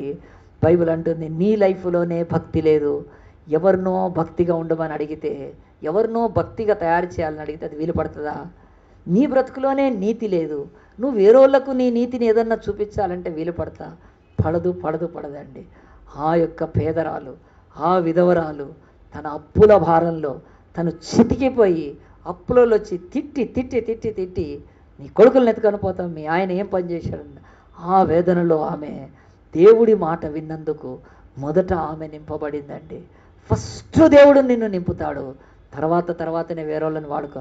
నీవే నీ బ్రతుకులో నింపబడటానికి ఇష్టపడకపోతే, నీవే నీ బ్రతుకులో సంపూర్ణంగా ఏది నేర్చుకోవటానికి ఇష్టపడకపోతే దేవుడు నిన్ను వాడుకునేది అనేది ఎప్పుడూ ఉండదండి. అలాగున వాడబడాలని చెప్పి ప్రయత్నం చేసి అనేకులు తిప్పలు పడుతూ ఉన్నారు, ఎల్లకీల పడుతూ ఉన్నారు. ఆ పని మనము చేయకూడదు. చూడండి, ఆ యొక్క 2వ రాజుల గ్రంథం 4వ అధ్యాయంలో ఆమె అలాగున ఆ పాత్రలు తీసుకొని వచ్చి పోసిన తర్వాత బైబిల్ అయితే ఎంత మంచి మాటలు చెప్తుంది. శేషమే ఒకే పాత్ర, దాన్ని దేవుడు ఇప్పుడు నింపేశాడు. అది నింపిన తర్వాత ఒక్కొక్క పాత్ర నిండుతూ ఉంది. ఆ యొక్క కుండలన్నీ కూడా నిండుకుంటూ వచ్చినాయి. ఆ పాత్రలన్నీ కూడా బైబిల్ చెప్తుంది. ఆ యొక్క 6వ వచనం, పాత్రలన్నీ నిండిన తర్వాత ఇంకా పాత్రలు తెమ్మని తన కుమార్తె చెప్పగా వాడు మరి ఏమీ లేవని చెప్పాను. అంతలో నూనె ఆగిపోయాను. దేవుడు అంటే నీ శక్తి, నీ ఓపిక, నీ బలము, నీకున్న సామర్థ్యం ఎంత వరకైనా నేను నింపుతాను. నువ్వు ఆలోచిస్తే, నువ్వు కోరుకుంటే కదా. అలాగున ఆ నూనె పరిశుద్ధాత్మకు సూచనగా ఉందండి. ఈరోజు ఇంట్లో ఒక్కడు భక్తిపరులు అయితే వాళ్ళ ఇంట్లో వాళ్ళందరినీ బాగు చేయగలుగుతాడండి. ఒక్క ఫ్యామిలీలో, ఒక కుటుంబంలో, లేకపోతే ఒక ఇంటి పేరు కలిగిన వాళ్ళు, ఎవరు అందరికీ ఒక్కొక్క ఇంటి పేరు, ఆ ఇంటి పేరు కలిగిన వాళ్ళు ఒక్కళ్ళైనా నింపబడితే దేవుడు ఆ ఫ్యామిలీస్ అన్నిటినీ కూడా బాగు చేయగలుగుతాడు. కానీ ఈరోజు వచ్చిన సమస్య ఏంటంటే ఒక్కడు నింపబడకుండా అరకొర పాత్రలతో ఏదో చేయాలనుకున్నప్పుడు అది వీలు పడేది కాదండి. ఈమె బ్రతుకులో విడుదల కొరకు వెంటనే ఆమె ఏం చేసిందండి, ఎక్కడికి పోయింది? ఆమె ఆ యొక్క నూనె వచ్చిన తర్వాత ఏం చేసిందంటే బైబిల్ స్పష్టంగా చెప్తుంది. నేను ముగిస్తాను. ఆమె లేచి ఎలీషా దగ్గరికి వెళ్ళిందండి. నూనె వచ్చేసింది కదా, నూనె ఇప్పుడు మన చేతిలోనే ఉంది కదా, ఆ పాత్రలను నిండిపోయినాయి కదా. తన సొంత జ్ఞానం ఉపయోగించి ఆమె ఎక్కడికన్నా వెళ్ళి ఆ యొక్క నూనెని ఏమైనా చేసి అలాంటిది ఏ పని చేయలేదండి. ఆమె బ్రతుకులో ఖచ్చితంగా బైబిల్ చెప్తుంది, నూనె అంతా నిండిన తర్వాత వెళ్ళి దైవ సేవకుడి దగ్గరికి వెళ్తుందండి. బైబిల్ అంటుంది ఈ రోజు వరకు కూడా మన బ్రతుకుల్లో చాలామంది ఏదైనా ఒకటి జరిగిన తర్వాత దైవ సేవకుల దగ్గరికి వెళ్ళట్లేదండి. చెప్తున్నా, దైవ సేవకుల దగ్గరికి వెళ్ళట్లేదు. నేను చెప్తున్నాను, నిన్న 26వ తారీఖు, నేను 26వ తారీఖు ఉందండి. సువార్త ఉందా ఇక్కడ సువార్త? కానీ వెళ్ళిపోయినట్టున్నారు. మరి దేవుని యొక్క వాక్యం చెప్తుంది, వినండి. నిన్న మరి పొద్దున లక్ష్మీ ప్రసన్న అని శైలస్ వాళ్ళ మిస్సెస్, ఆ బిడ్డ 5 సంవత్సరాలు అనుకుంటా బహుశా బాప్తిసం తీసుకున్నారు, రక్షణ పొందారు. రక్షణ పొందిన దినం కనుక నిన్న వచ్చి స్వీట్ బాక్స్ తీసుకొని వచ్చి, అన్నా నేను రక్షణ పొందిన దినం మంచిదే. ఈరోజు సువార్త కూడా సాయంత్రం వచ్చి, అన్నా నేను రక్షణ పొందిన దినం అని స్వీట్. ఎంతమంది వస్తున్నారండి ఈరోజు? చాలామందికి లేదండి, అస్సలు లేదు. తమ జీవితంలో ఒక సేవకుడు రక్షణలోకి నడిపించాడు, ఆ దినం గొప్ప దినం అని ఎంచుకొని స్పిరిచువల్ బర్త్డే రోజు అండి, ఆ రోజు వచ్చేవాళ్ళు బహు తక్కువ మంది అండి. నేను ఇద్దరే వచ్చారు. ఆ రోజు బాప్తిసం పొందిన వాళ్ళు చాలామంది ఉన్నారు. లేదు ఈరోజు అస్సలు. మనం దేవుడి దగ్గర రక్షణ పొందుకున్నాం, ఏదైనా చేసుకునే దగ్గర మన ఇష్టానుసారంగానే వెళ్ళిపోదామని అనుకున్నా. అదిగో చూడండి వెనుక నిలబడిందండి సువార్త. అందరం ఒకసారి చప్పట్లు కొడదాం. తను ఒక బ్రాహ్మణ స్త్రీ, అది తను రక్షణ పొంది చర్చిలో 5 సంవత్సరాలు అవుతుంది. వాళ్ళ అమ్మ బ్రాహ్మణురాలే, వాళ్ళ నాన్న వాళ్ళు ఏమీ మారలేదు, వాళ్ళ చెల్లి ఎవరు మారలేదు. ఆమె మారిందే నా మీద వస్తుంది చర్చికి. 5 సంవత్సరాల తర్వాత దైవ సేవకుడి దగ్గరికి వచ్చి ఒక మనసు ఉందా అండి? ఎంతమందికి ఉంది ఈరోజు? చాలామంది ఎప్పుడైనా నువ్వు రక్షణ బాబు నువ్వు ఎప్పుడు రక్షణ పొందావంటే ఇట్లా గీకుతారు. ఇట్లా అంటే ఇది ఇక్కడ గీకితే గుర్తొస్తుందా? నువ్వు ఎప్పుడు రక్షణ పొందా అంటే ఇక్కడ ఇట్లా అంటారు కదా. అంటే చాలామంది అయితే అంటారు నువ్వు ఎప్పుడు రక్షణ పొందావని. అంటే నన్ను ఎందుకు అడుగుతున్నావు? ఆ పాస్టర్ ఉన్నాడు, ఆయన నీళ్ళలో నూకాడు నన్ను అంటారు. ఇంకా చాలామందికి క్రైస్తవులు, ముఖ్యంగా డినామినేషనల్ క్రిస్టియన్స్కి, వాళ్ళు ఎప్పుడు రక్షణ పొందావంటే దరిదాపుగా చెప్పగలుగుతారు. ఎందుకు చెప్పలేము? పెళ్ళికి ముందే కదా తీసుకుంది బాప్తిజం. ఎట్లాగే పెళ్ళి మర్చిపోయేదా? పెళ్ళిగా గుర్తుంటుంది. జస్ట్ పెళ్ళికి ముందు ఇక పాస్టర్లు చర్చిలో బాప్తిజం తీసుకోకుండా పెళ్లి చెయ్యరు. అది విరుద్ధం, అది బైబిల్కి విరుద్ధం.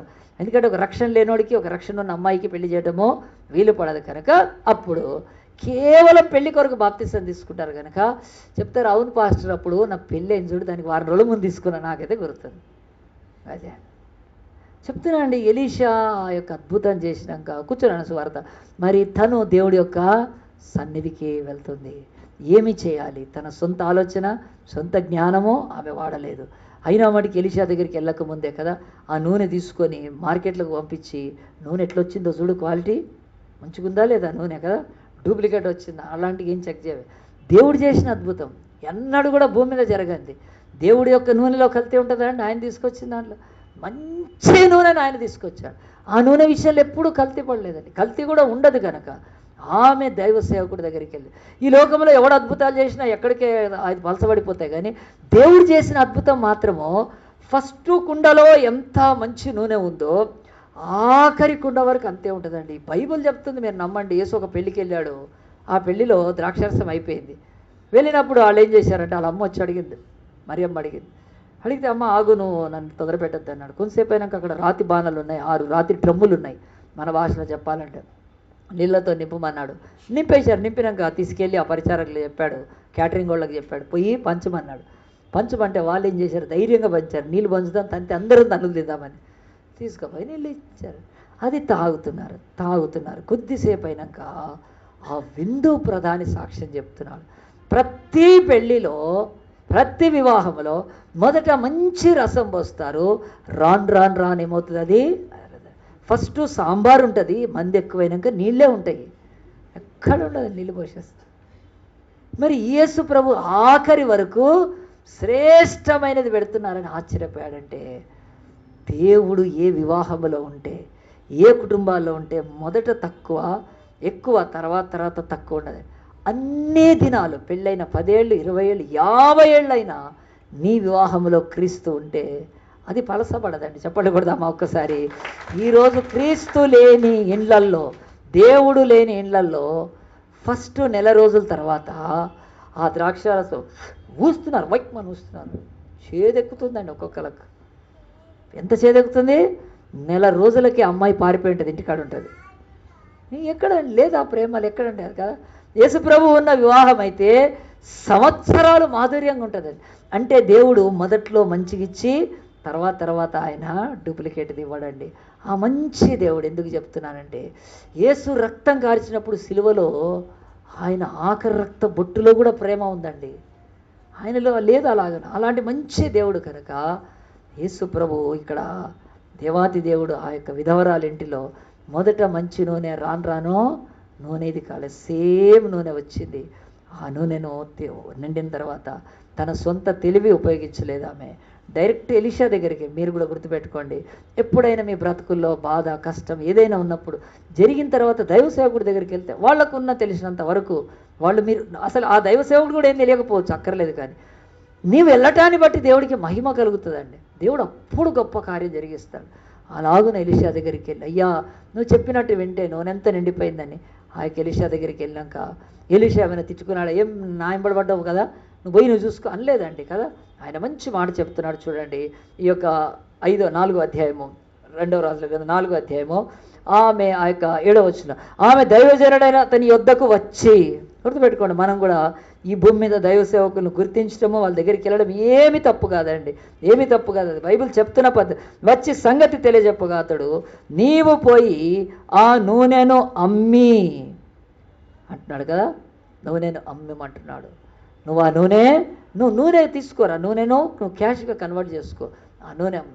కనుక ఇక్కడ బైబిల్ ఇంకో సీక్రెట్, లేకపోతే ఇంకొక బైబిల్ సూచన చెప్తుందండి. నీకు ఎప్పుడైనా అంత విస్తారమైంది ఒక డబ్బు కానీ, ఒక ఆశీర్వాదం కానీ, ఒక మేలు కానీ, ఒక సంపద కానీ వచ్చినప్పుడు ఏం చేయాలి? ఇదే బైబిల్లో ఉందండి.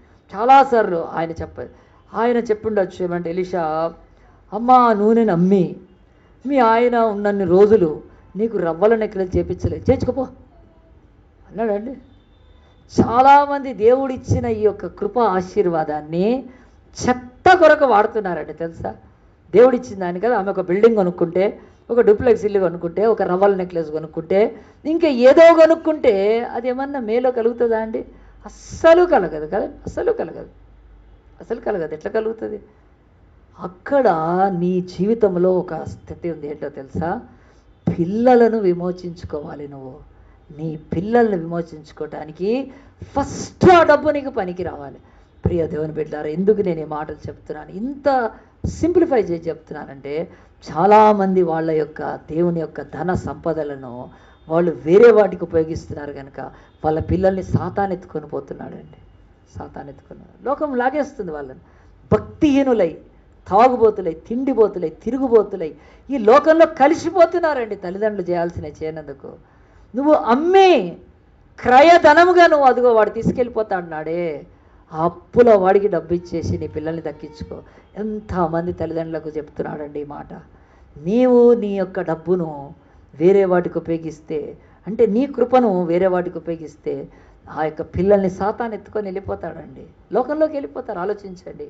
నీకు ఆలోచన ఉండాలి. మొదట ఏమిటి అంటే ఆ యొక్క ప్రభు చెప్తున్నాడు, యేసు ప్రభు కూడా ఇలాగనే వచ్చి తన రక్తానంతా ప్రాణాన్ని మానవుల యొక్క విమోచన కొరకు ఇచ్చాడండి. యేసు సిలువలో ఎందుకు అంత బాధ అంటే తన ప్రాణం చేత క్రయధనముగా ఇచ్చి మానవ జాతిని పాప శాపముల విమోచించాడు. అది అర్థమవుతుందా మనకి? ఆయన దేనికి తన ప్రాణాన్ని ఖర్చు పెట్టుకున్నాడు? దేవుడు ఆ యొక్క ఆత్మని ఎందుకు అంత వేదనలోకి తెచ్చుకున్నాడంటే నిన్ను నన్ను విమోచించడానికి. చర్చికి వచ్చేవాడికి కూడా ఎవ్వడికి ఆ యొక్క నా ఆత్మకు విడుదల కావడానికి యేసు ప్రాణం పెట్టాడనే ఆ యొక్క విశ్వాసము, అలాంటి ఆ యొక్క గురి లేకపోతే ఖచ్చితంగా అంటుంది చర్చ్ యొక్క పరిచర్యలన్నీ నిష్ప్రయోజనం అయిపోతాయి.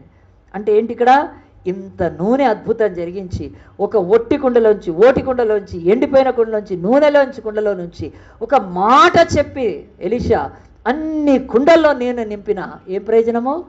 ఆమె పోయి పిల్లల్ని విడిపించుకోకపోతే ఏం చేసుకోవడానికి? ఆ యొక్క అద్భుతం ఏం చేసుకోవడానికి? అసలు బైబిల్లో రాయాల్సిన అవసరం ఏముంది కదా?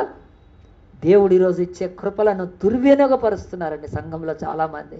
దేవుడిచ్చిన డబ్బు కానీ, అది సమయాన్ని కానీ, కృపని ఆ యొక్క లోకంలో చెత్త కొరకు వెచ్చిస్తున్నారు. దేవుడు అంటాడు, నీ భర్తకు విమోచన లేదా? ప్రార్థన చేయను. నీ పిల్లలకు లేదా? ప్రార్థన చేయి. దేవుడిచ్చిన కృప వాళ్ళ విడుదల కొరకు దేవుడు వాడుకోమంటాడు కనుక ఆమెకు ఒకటే చెప్తున్నాడు, అమ్మా అమ్మి నీవేం చెయ్యి, ఆ యొక్క పిల్లలకు ఆ యొక్క అప్పు వాడు ఎవడెత్తున్నాడో కట్టి నీ పిల్లలు పోకుండా కాపాడుకోమన్నాడు.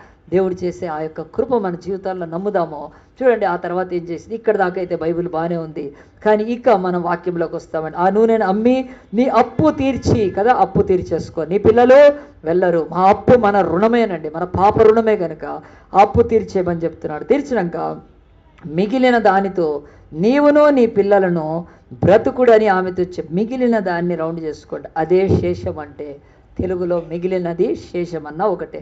దేవుడు ఆ మిగిలిన దానితో ఇదిగో ఆమె బ్రతుకునో యొక్క భూమి మీద బతికించుకోవడానికి ఇచ్చారు. అంటే బైబిల్ ఇంతవరకు మనం ఏం చేస్తున్నామంటే మనం కూడా అందరి దారిలో వెళ్తే ఈ బైబిల్లో కూడా ఆ దారిలో వెళ్ళే వాళ్ళు ఎక్కువ మంది ఉన్నారులేండి. కానీ ఈరోజు నూనె కుండలో నిండింది, నింపబడింది, అనేక పాత్రలో వచ్చింది. ఎలీషా ప్రవక్త, మహాప్రవక్త, ఆయన చేశాడు, ఈమె చేసే గొప్ప అద్భుతం, అది విశేషమేనండి. బైబిల్ అంటుంది విశేషం అనేది, వింత అనేది ఎప్పుడు అద్భుతం అలాగుంది. కానీ దేవుడు అక్కడితో వదిలేదులేండి. ఆఖరి మాట ఈరోజు మన లెసన్లో నేర్చుకోవాలి. మిగిలిన దానితో దేవుడు ఏం చేస్తున్నాడు? నువ్వు బ్రతుకు, ఇంకొక్కసారి లాగున అప్పుల పాలు కావద్దును. ఈ మిగిలిన దాన్ని జాగ్రత్తగా వాడుకో, మిగిలిన దానితో నీ జీవనోపాధిని చేసుకోమని చెప్తున్నాడు. సో దేవుడు ఉట్టికి మనకు అద్భుతాలు చేసి వదిలిపెట్టేవాడు కాదండి. అప్పులు తీర్చి ఆయన మనల్ని ఆదుకునే దేవుడు కాదు. ఇంకేదో మిగిలిస్తాడు శేషాన్ని, దానితో నీ బ్రతుకుని మళ్ళీ ఈ స్థితికి పడకుండా కాపాడుకోవాలండి. ఒక ఆయన ఒక ఆఫీస్కి వెళ్ళాడండి, వెళ్ళి డబ్బులు అడుగుతున్నాడు. డబ్బులు అడిగితే ఎంత అంటే 11,000 అండి. ఇవ్వాల్సిందే అంటున్నాడు. ఆయన ఆశ్చర్యపోతున్నాడండి. 11,000 గురించి ఎంత గట్టిగా పట్టుబడుతున్నాడంటే ఆయనకు ఆశ్చర్యం. ఏం సార్ మీరు అంటే, లేదండి ఆ 11,000 కనుక నాకు అట్లా ఉంటుంది, మీరు ఆ డబ్బు ఇవ్వాల్సిందే అన్నాడు. వాళ్ళిద్దరికి మధ్యలో వ్యాపార డీలింగ్ ఉంది. ఆ డీలింగ్ ఉన్నప్పుడు 11,000 ఆయన తర్వాత ఇస్తానని చెప్పి ఇచ్చేసినాక ఆయన పోయి అవతల ఏంటి 11,000 లక్షల్లో కదండి, కోట్లల్లో వ్యాపారం ఉంటుంది. కోట్లల్లో వ్యాపారం చేసే వాళ్ళకి 11,000 ఎంత అండి కదా కదా, అది ఎంత? 11,000 నథింగ్ అసలు. కానీ ఆయన 11,000 వచ్చినప్పుడు ఆయన వెనక్కి గుర్తు చేసుకున్నాడు. ఎందుకంటే మీరు అంత ఇదంటే చెప్పాడు, ఒకప్పుడు ఈ 11,000 నన్ను ఈ స్టేజ్కి తీసుకొచ్చేది. అసలు ఆ 11,000 ఏంటని చెప్పాడు. ఆంధ్రాలో ఆయనకు పొలాలు ఉండేవి, ఆంధ్రాలో ఆయనకు మంచి ఆస్తి ఉండేది. పెను తుఫాను వచ్చి మొత్తం కొట్టుకొని పోయింది, ఆస్తి సమస్తం నాశనం అయిపోయింది. పొలాలంతా కూడా అయిపోయాక తను ఇక ఏం చేయాలంటే ఏమీ తోచలేక అప్పులు తీర్చుకోవడానికి అన్నీ అమ్మేశాడు. అమ్మితే ఆఖరికి 11,000 మిగిలినాయి.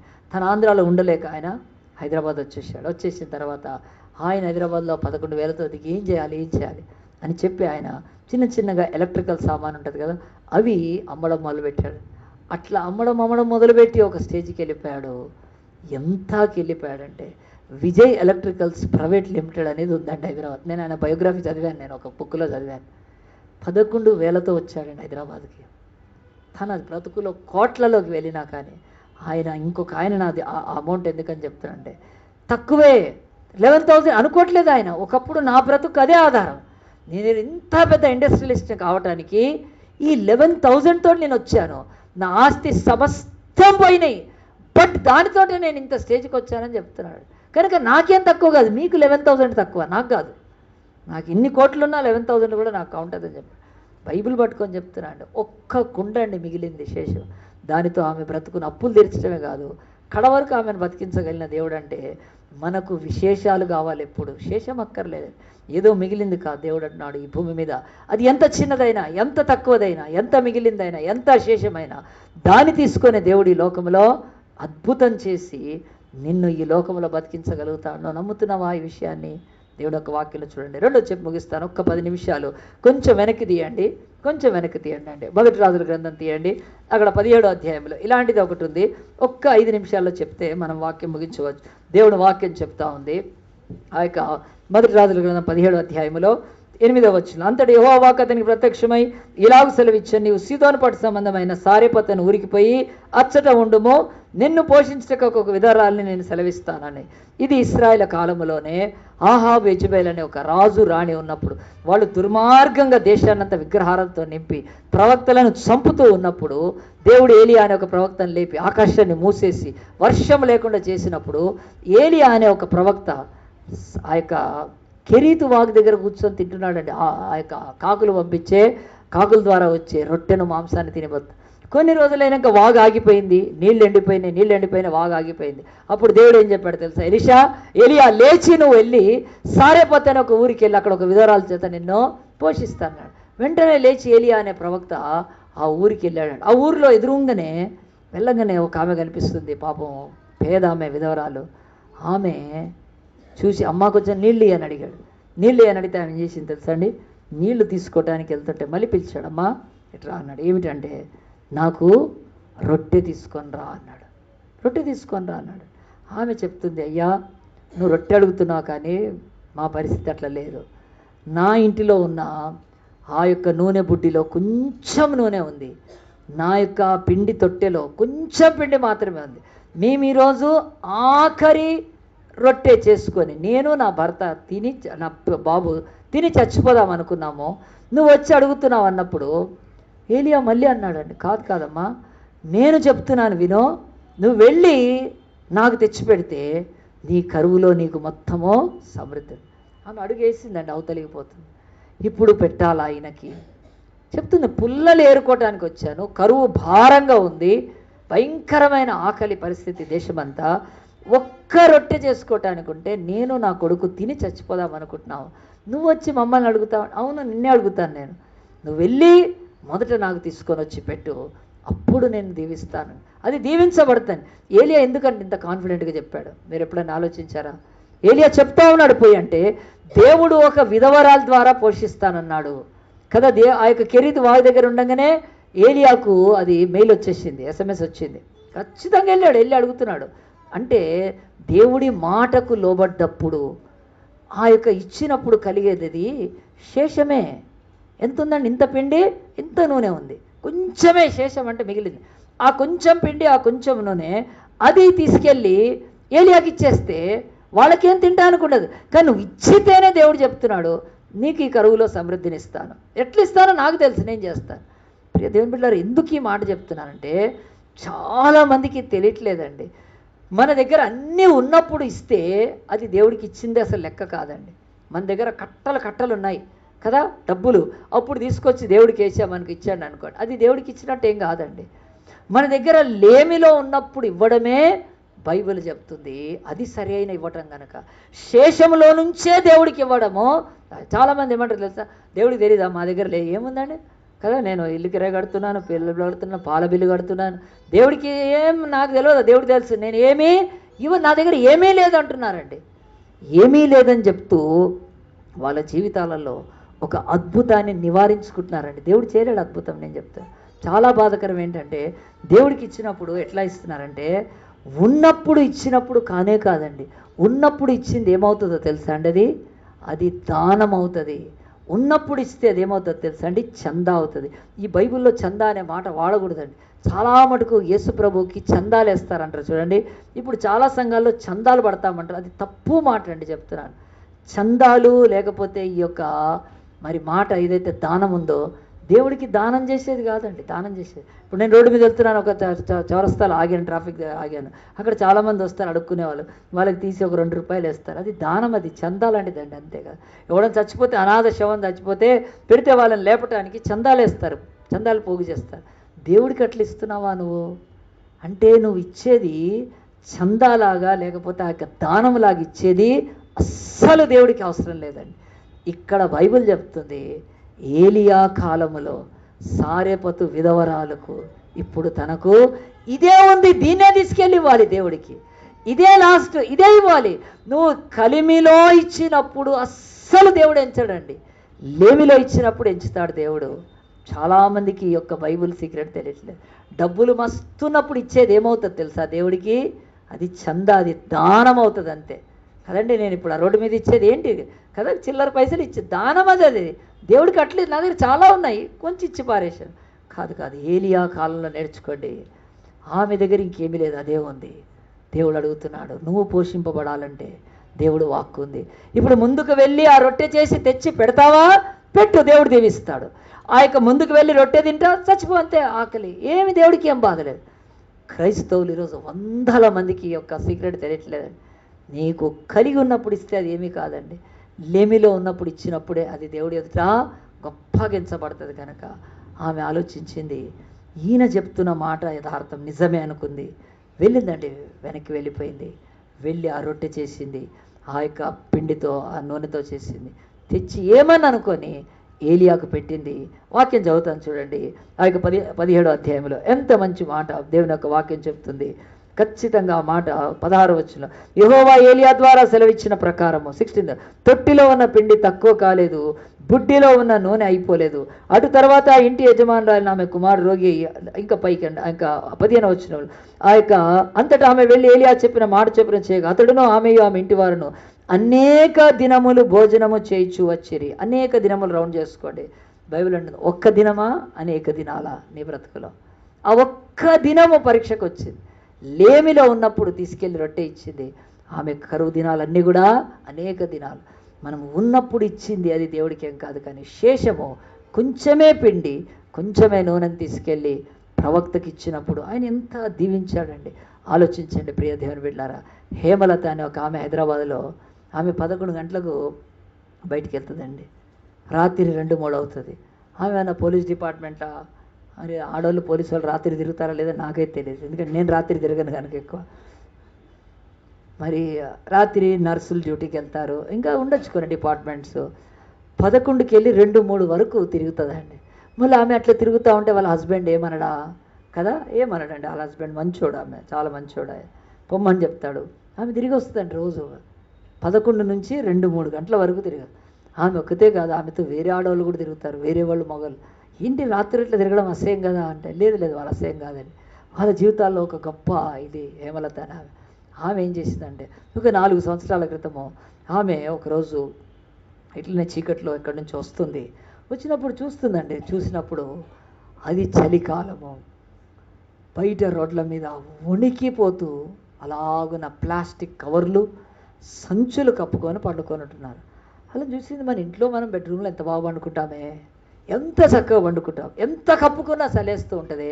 ఈ రోడ్డు మీద ఈ ప్లాస్టిక్ కవర్లు, ఈ యొక్క గోనె సంచులు కప్పుకుంటే ఇలా బతికెట్లా ఉంటుంది అని చెప్పి ఆలోచించి చాలా సీరియస్గా తీసుకోవాలి. అలా భర్తకి చెప్పి, లేదండి మనం ఏదో ఒకటి చేయాలంతే.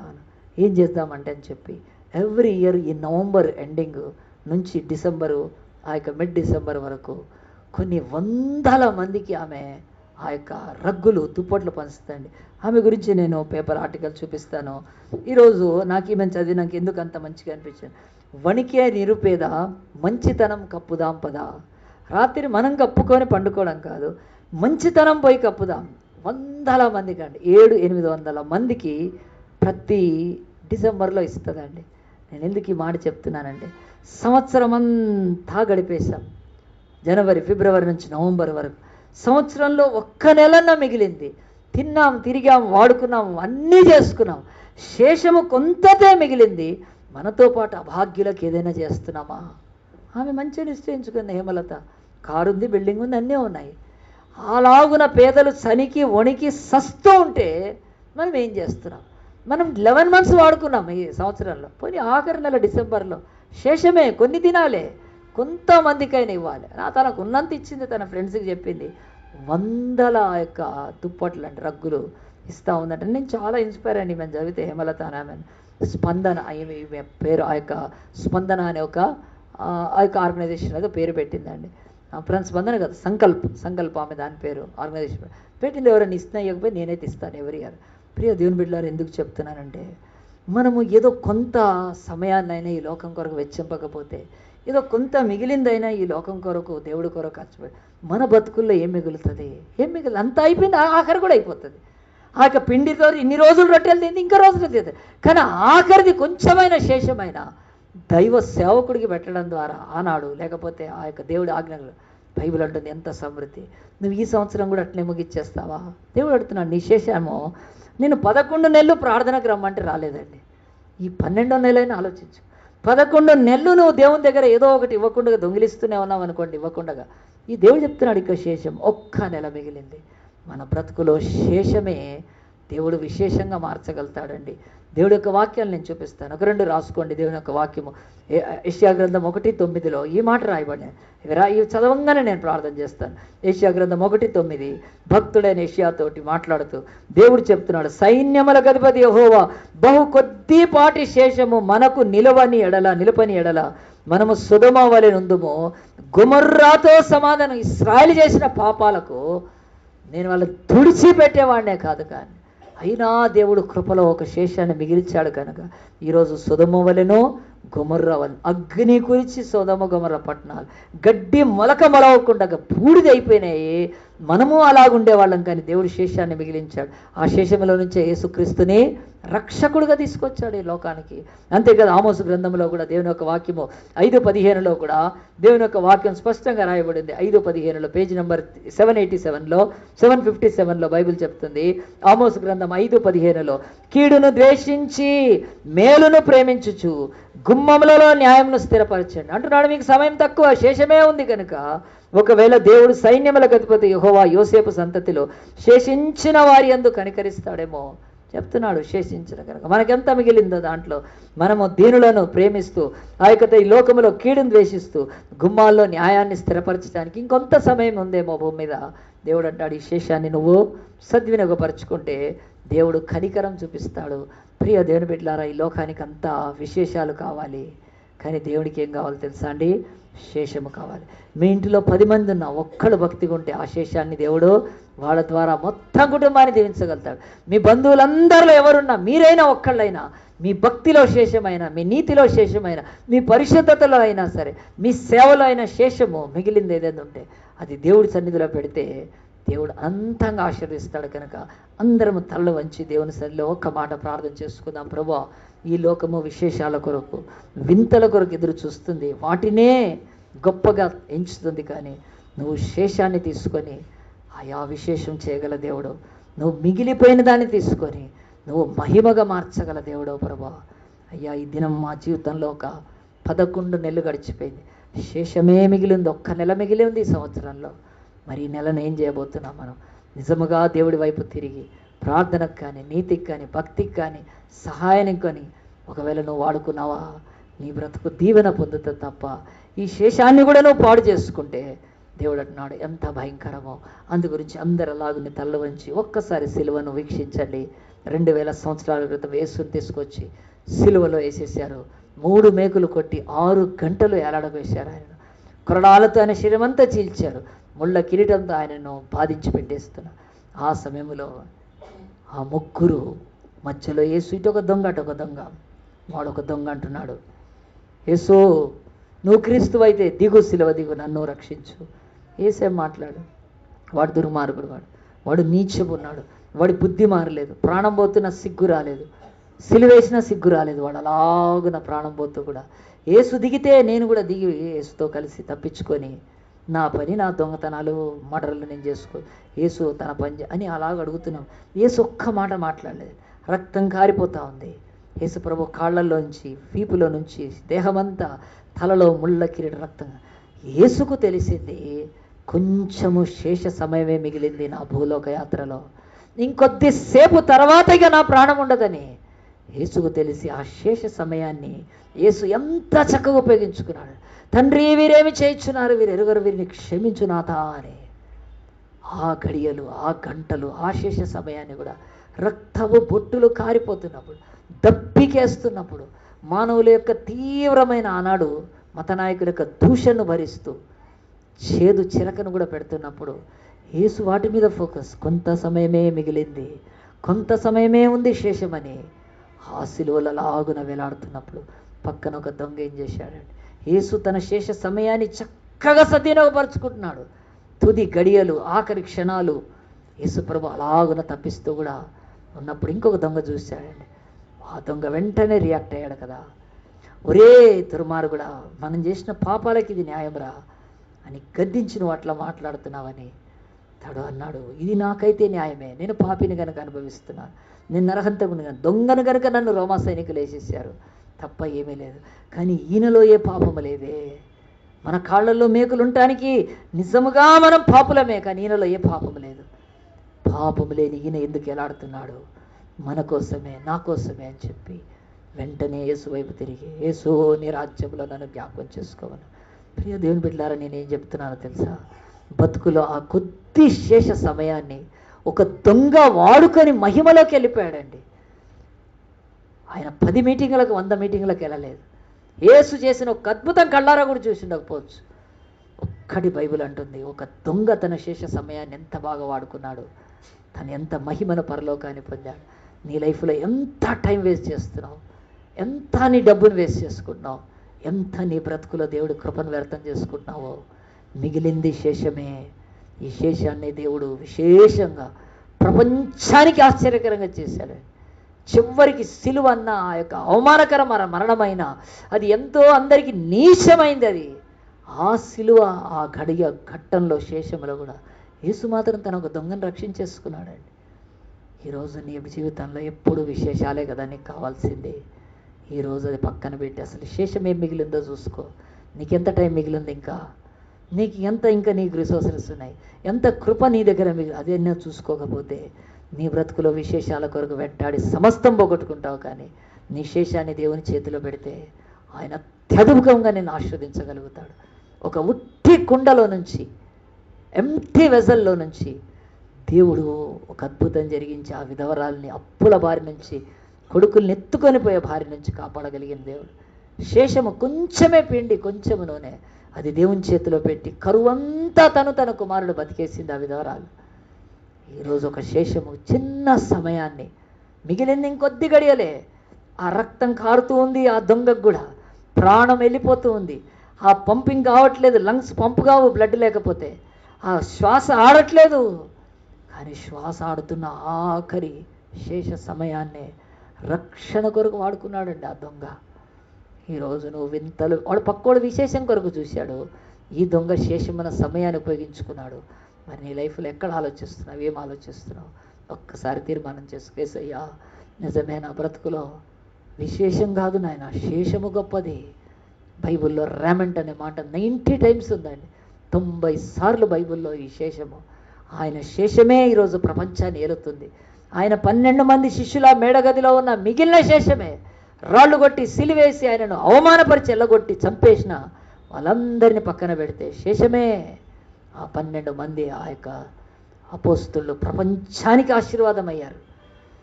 ఈరోజు కూడా నిన్ను నన్ను ప్రేమించి ఆ శేషంలో మనం ఒకళ్ళుగా ఉండాలని, మన శేష సమయాన్ని సద్వినియోగపరచుకోవాలని ఆశపడుతుండగా, యేసు నేను అలాగున సద్వినియోగపరచుకుంటాను, నాకు మిగిలిన డబ్బుతోనే నేను దీవెనపడతాను, నాకు మిగిలిన సమయంతోనే నేను ప్రభు తక్కువ ఎంచుకొని అనుకున్న వాళ్ళు మీరున్న చోట చేయి చూపిస్తే నేను ప్రార్థన చేస్తాను. అయిపోయింది, ఒక్క నిమిషం ప్రార్థన చేసుకుందాం. యేసయ్య, ఈ సేవకుడు చెప్తుంది నిజమే ప్రభా, తక్కువ ఉంది, ఏమీ లేదని చెప్పి అనేక సార్లు నేను ప్రభా బాధపడుతూ దిగులు పడుతూ కూర్చున్నాను. కానీ ఆ చిన్నది తీసుకో, నేను నాయన నువ్వు గొప్పగా ఆశీర్దిస్తావు కనుక నా శేష బ్రతుకును నాయన, నా శేష జీవితంలో మిగిలినవి ఏవైనా నీకు ఇచ్చి నేను ఆశీర్వాదం పొందుతాను. ఇంకెవరైనా ఉంటే దేవునికి స్తోత్రం, దేవునికే స్తోత్రం, దేవునికి స్తోత్రం, దేవునికి మహిమ కలుగును గాక. చేతులు దించి వేద్దాం, ప్రార్థన చేసుకుందాం. మహోన్నతుడా, పరిశుద్ధుడా, ఈ దినం నాయన మమ్మల్ని ప్రేమించిన తండ్రి, ఇంకొకసారి ప్రభా నాయన నీ వాక్యం ద్వారా మాతో మాట్లాడుతున్నావు నాయన. ఈ సంవత్సరం 11 నెలలు అయిపోయింది ప్రభా, శేషమే మిగిలింది నాయన, అర్ధం మిగిలిలేదు నాయన. శేషం ఆఖరి ఒక్క నెల మాత్రమే నాయన. ఈ నెలలో అయినా మేము పశ్చాత్తాపడి మారు మనసు పొందిన నీకు ఇవ్వాల్సిన ప్రభా, నీకు చెందాల్సినది ప్రభా నీ చేతిలో పెట్టకపోతే మేము నాయన తండ్రి ఆ ఎలీషా కాలంలో అప్పులు బారిన పడ్డ ఆమె నశించిపోయినట్టుగా నాయన అవగల అద్భుతం లేక మేము నశించిపోతాం. ఆమెలాగా చేయకపోతే ఏలియా కాలంలోనే విపరీతమైన కరువులో నాయన పేద విధవరాలు కొడుకు చచ్చిపోయారు, కానీ ఆమె చేసినట్టుగా చేస్తే మేము బతుకుతాం కనుక నాయన నువ్వు మాతో మాట్లాడినందుకు స్తోత్రాలు. మాకెవ్వరికీ తెలియదు నాయన మాకెంత సమయం మిగిలిందో భూమి మీద. అయ్యా మొన్న అహ్మదాబాద్ నుంచి బయలుదేరిన ఆ ట్రైన్లో నాయన ఆదివారం తెల్లవారుజామున ప్రభా 128 మంది ప్రభా రాత్రులు నా తండ్రి ముక్కలైపోయారు ప్రభా ట్రైన్లో. ఎవ్వడికి తెలియదు నాయన ఈ భూమి మీద. నాకు ఇంకెంత మిగిలిందో తెలియదు, కానీ నాయన మిగిలిన శేష సమయాన్ని మేము సద్వినియోగపరుచుకోకపోతే అయ్యా మాకు ఏ ఆశీర్వాదం ఉండదు. మా బ్రతుకులో విశేషాలను ప్రభా వింతలను ఎంటాడే వాళ్ళుగా కాకుండా నీ దృష్టి శేషం మీదనే ఉంటుందని ప్రభా, వాటితోటి నువ్వు అద్భుతాలు చేస్తావని. ఇండియాలో కూడా శేషంగానే క్రైస్తవులు తక్కువ మంది కావచ్చు, కానీ వీరి ద్వారానే ఈ దేశానికి దీవెన ఇవ్వగలుగుతావు కనుక అలాంటి కృపలోకి నడిపించమని. ఎవరైతే చేతులెత్తి ప్రభు ప్రార్థించుకున్నారో, ఎవరైతే చేతులెత్తి ప్రభువా నా శేషాన్ని నీ చేతిలో పెడతానని, నా మిగిలింది నీ చేతిలో పెడతానని తీర్మానం చేసి వారిని బహుగా ఆశీర్వదించిన ఆయన ఆ తీర్మానం ప్రకారం వారిని వర్ధిల్లింపచేసి మహిమ తెచ్చుకోమని. విత్తబడిన వాక్యానికి నారు కట్టిన నీరు పోయండి, నూరంతలు మీరే ఫలింపచేయమని ఈ కొద్ది మనవులను ప్రార్థనలను మా ప్రభు రక్షకుడైన యేసుక్రీస్తు పరిశుద్ధ నామాన్ని బట్టి అడిగి వేడుకుంటున్నాము తండ్రి.